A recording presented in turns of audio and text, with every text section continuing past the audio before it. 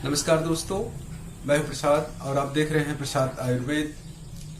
दोस्तों, सफेद दाग, जिसे फुलबहरी भी कहा जाता है, श्वेत कुष्ठ भी कहा जाता है, शिवत्र भी कहा जाता है, इसे ल्यूकोडर्मा भी कहते हैं।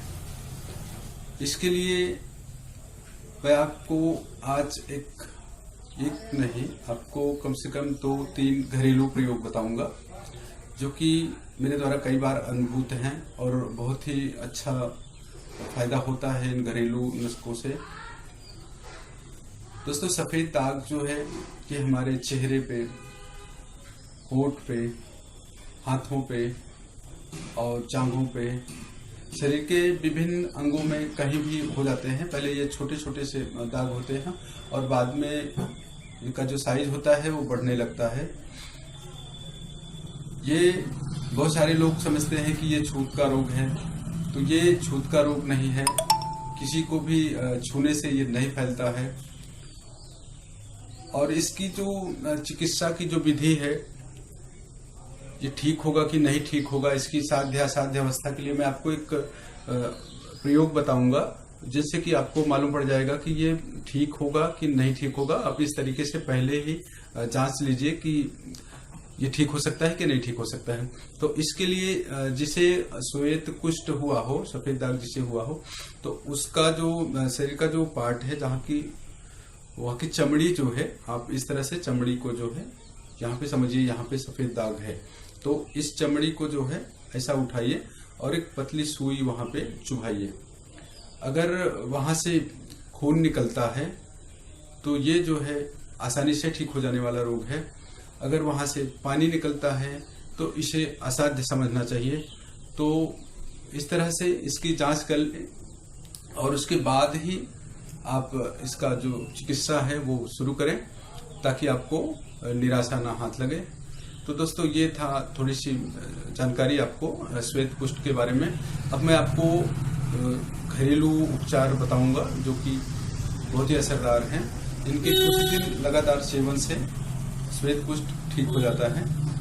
तो इसमें दोस्तों जो बावची होती है, बावची के जो बीजों का पाउडर होता है, वो उसका लेप लगाने से, या फिर बावची का जो तेल होता है, वो सबसे अच्छी दवा है श्वेत कुष्ठ के लिए।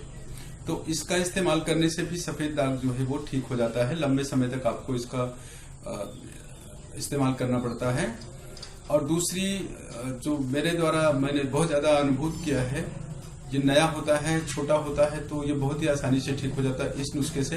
तो इस नुस्खे का प्रयोग मैं अभी आपको बताने जा रहा हूँ।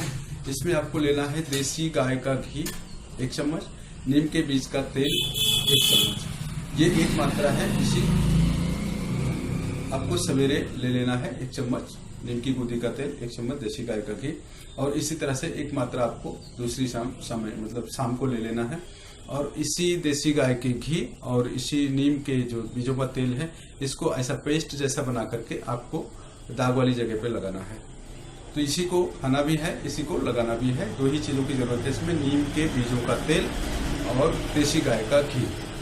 और दूसरा जो मेरा सबसे ज्यादा अनुभूत प्रयोग है, वो मैं किसी भी तरह के चर्म रोग में लोगों से इस्तेमाल कराता हूँ, वो है मेहंदी के पत्तों का रस।